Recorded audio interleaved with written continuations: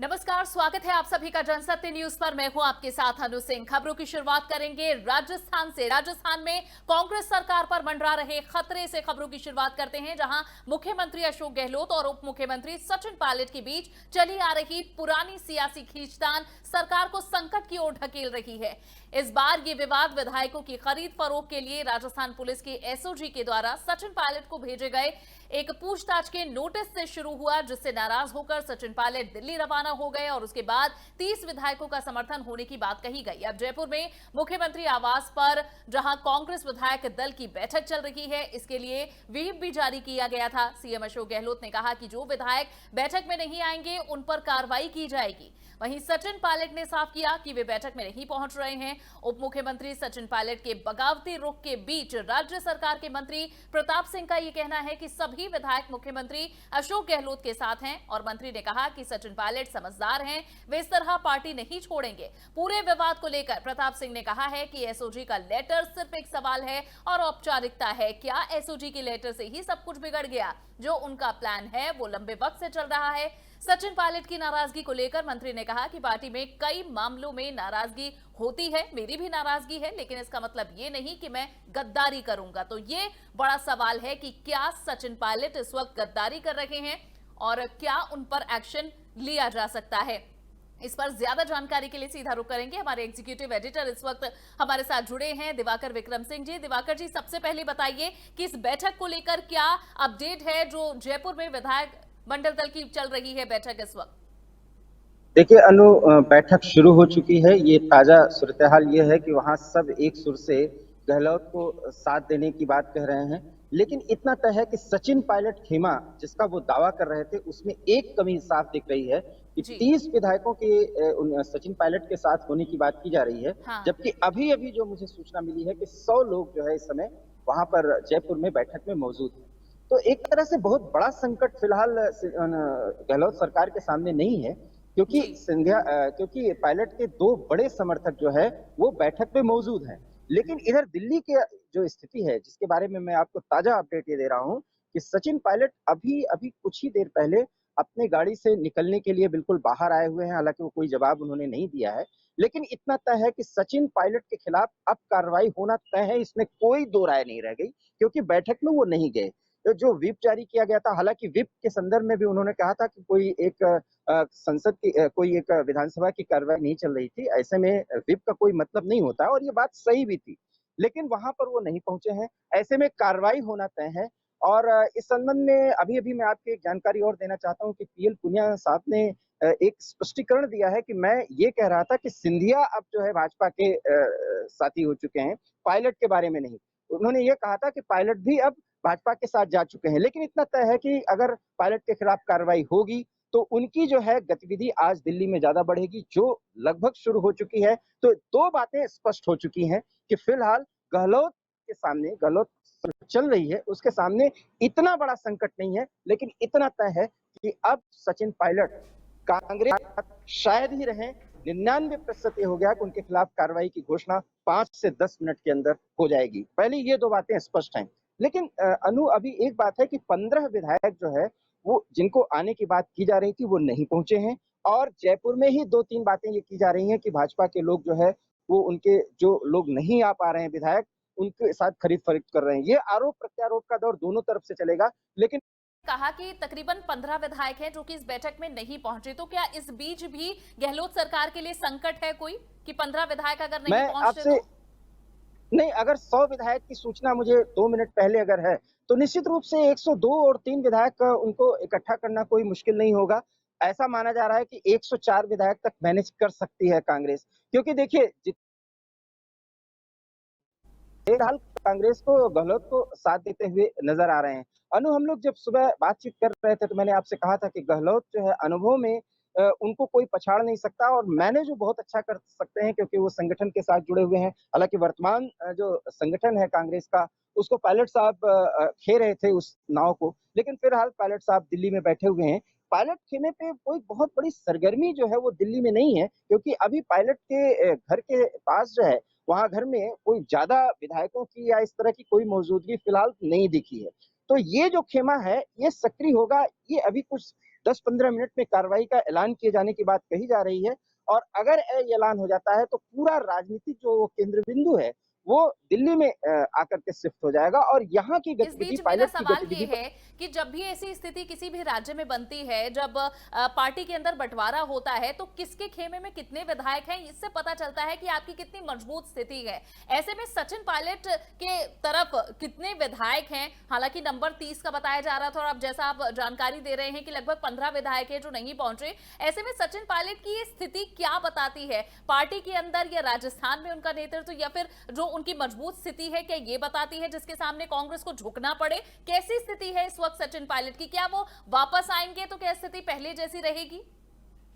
देखिए अनु, ये एक हमारा ऑब्जर्वेशन हो सकता है और एक हम संभावना पे बात कर सकते हैं। सबसे बड़ी बात है कि कांग्रेस में वापसी लगभग इन परिस्थितियों में आज या कल या परसों इस तरह की स्थिति नहीं बनने वाली है। ये ऐसा अगर हो तो ये वास्तव में 180 डिग्री या 360 डिग्री जो है वो राजनीति घूम जाएगी अगर सचिन पायलट के खिलाफ कोई कार्रवाई होती ही नहीं। सबसे बड़ी बात है कि सचिन के खिलाफ कार्रवाई होगी। और दूसरी बात, कांग्रेस संगठन को फिलहाल वो चला रहे थे। ऐसे में अभी तो 15 विधायक जो है वो वहां नहीं पहुंचे हैं और 100 से 100 विधायक तो गहलोत साहब के साथ तो मीटिंग में मौजूद है, जो सीएलपी की मीटिंग उनके आवास पे चल रही है।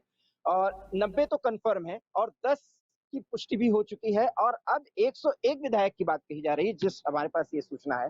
तो इस समय जो है अगर पायलट साहब की इतनी पकड़ तो दिखती फिलहाल, लेकिन 15 उसमें से टूट चुके हैं। और सबसे बड़ी बात है कि पायलट साहब के दो बड़े नजदीकी इस समय वहां पर सीएलपी की बैठक जो जयपुर में चल रही है उसमें मौजूद हैं।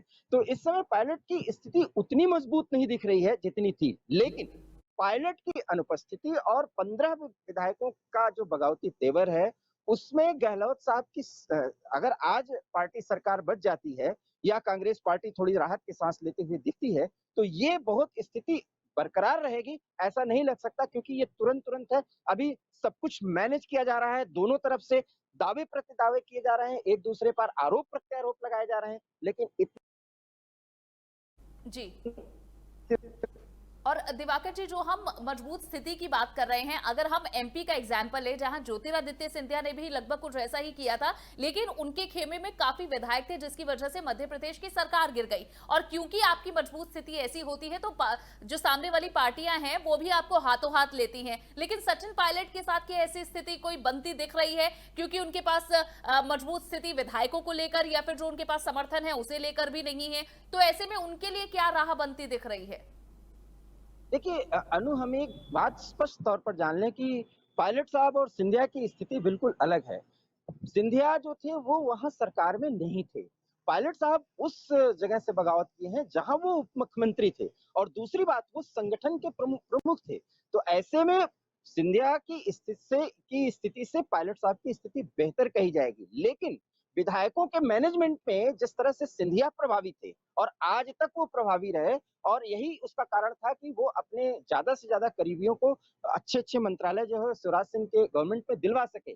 लेकिन शुरुआती ही दौर में उनके दो बड़े विधायक जो सबसे ज्यादा करीबी थे वो उनसे दूर हो रहे हैं। इसमें कारण है कि कुछ मुस्लिम विधायक भी हैं जो पायलट को बहुत ज्यादा मानते हैं, इवन कि जब पायलट मूव करते हैं तो उनके घर पे रुकते हैं। लेकिन इन परिस्थितियों में जब ये माना जा रहा है कि बीजेपी का साथ लेंगे या बीजेपी में मर्ज करेंगे पायलट साहब, ऐसी स्थिति में कुछ मुस्लिम विधायक जो सबसे ज्यादा करीबी थे उनके टूट कर आने और इस खास करके इस सीएलपी की मीटिंग में बैठक में वो शामिल हो रहे हैं, ऐसे में उनकी स्थिति फिलहाल बहुत प्रभावी नहीं दिख रही है। लेकिन अगर उनके खिलाफ कार्रवाई की घोषणा हो जाती है तो दिल्ली में जो शिफ्टिंग होगी राजनीति की 1 से 2 घंटे के बाद, उसमें तस्वीर असली साफ होगी कि अगले 72 या 2-4 दिनों में या हफ्ते में वास्तव में राजस्थान की राजनीति किस ओर जाएगी, ये तस्वीर तब साफ होगी। बिल्कुल बिल्कुल सही। और दिवाकर जी, अब जब ये बैठक खत्म होगी और इसमें क्या निर्णय लिए गए, क्या सचिन पायलट के खिलाफ कोई कार्रवाई की जाती है नहीं, ये जब स्थिति साफ हो जाएगी एक बार फिर से हम आपसे जुड़ेंगे, आपसे अपडेट लेंगे। फिलहाल के लिए दिवाकर जी बहुत बहुत शुक्रिया।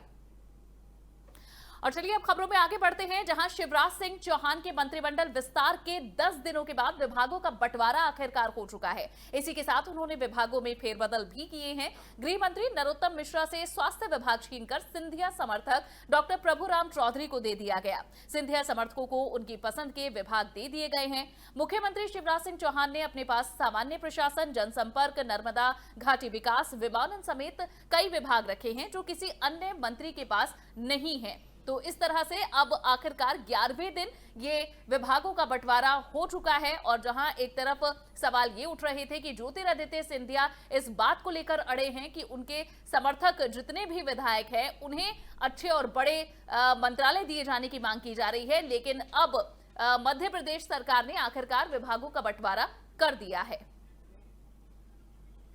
उधर कोरोना के बढ़ते मामलों के बीच कई प्रदेशों और शहरों में एक बार फिर से लॉकडाउन लागू किया जा रहा है। उत्तर प्रदेश में अब हर शनिवार और रविवार को लॉकडाउन लगाने का फैसला लिया गया, जबकि जम्मू कश्मीर के श्रीनगर समेत कई इलाकों में आज से फिर से लॉकडाउन लगा दिया गया है। इसके अलावा महाराष्ट्र के पुणे में 23 जुलाई तक लॉकडाउन लगाने का फैसला लिया गया। वहीं तमिलनाडु के मदुरई में लॉकडाउन को और 2 दिनों के लिए बढ़ा दिया गया है। यहां पर आज लॉकडाउन खत्म होने वाला था, जिसे अब बढ़ाकर 14 जुलाई तक कर दिया गया। वहीं शिलांग में भी आज और कल लॉकडाउन लगाया गया है। जम्मू कश्मीर के कई इलाकों में आज से लॉकडाउन लागू कर दिया गया है और प्रशासन का ये कहना है कि पिछले 2 हफ्तों से घाटी में कोरोना के कारण मौतों का सिलसिला बढ़ रहा था, जिस वजह से अधिकारियों ने दोबारा से लॉकडाउन लगाने की अपील की थी और इस अपील के आधार पर अब लॉकडाउन लागू भी किया गया है। महाराष्ट्र में कोरोना संकट गहराता जा रहा है, जहां मुंबई के अलावा पुणे में भी मरीजों का आंकड़ा तेजी से बढ़ रहा है। पुणे प्रशासन ने आज से 23 जुलाई तक लॉकडाउन का ऐलान कर दिया। 14 से 18 जुलाई तक संपूर्ण लॉकडाउन रहेगा, जबकि 19 से 23 जुलाई तक लॉकडाउन में कुछ छूट दी जाएगी।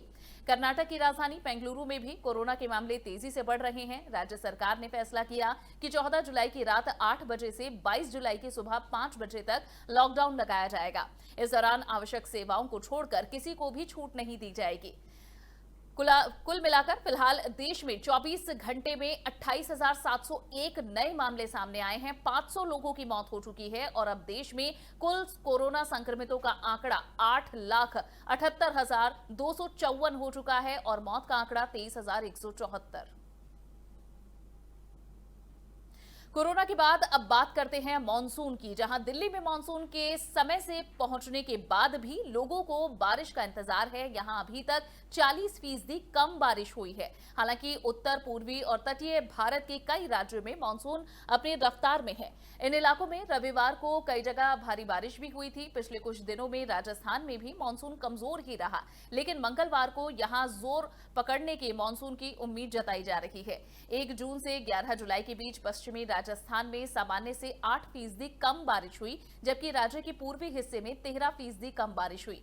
हरियाणा और पंजाब के कई इलाकों में रविवार को बारिश हुई थी और हिमाचल प्रदेश में अधिकारियों की ओर से बताया गया कि 13 जुलाई से 16 जुलाई के बीच भारी बारिश होने के कम खतरनाक चेतावनी यानी येलो वार्निंग अब जारी की गई है। मौसम विज्ञान विभाग ने कहा है कि मौसम का ट्रफ यानी द्रोणी उत्तर की तरफ हो जाने के चलते दिल्ली में अगले 7 दिनों तक कम बारिश का ही अनुमान है। सोमवार यानी आज मुंबई और उसके आसपास के इलाकों में भारी बारिश की संभावना है। विभाग के मुताबिक यहां 16 जुलाई तक अच्छी बारिश हो सकती है। इसके अलावा दक्षिण पश्चिम और पश्चिमी मध्य अरब सागर में तेज हवा चलने का भी अनुमान है।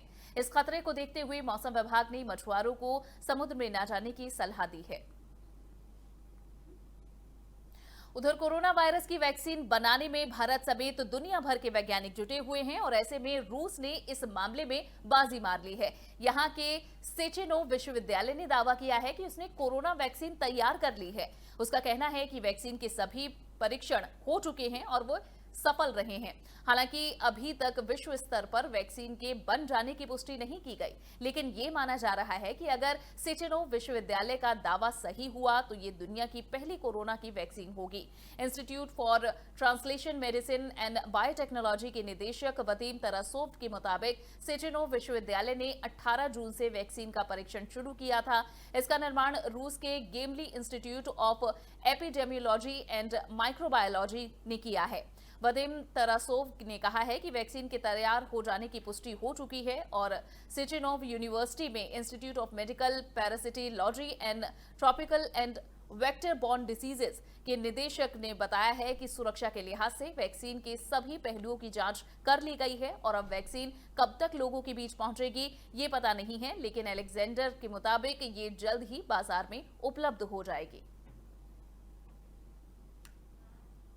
और चलिए इसी के साथ खबरों में फिलहाल के लिए बस इतना ही। लगातार अपडेट भी जनसत्य न्यूज पर आप देख सकते हैं। ये वीडियो पसंद आया हो तो लाइक शेयर करें, चैनल को जरूर सब्सक्राइब करें।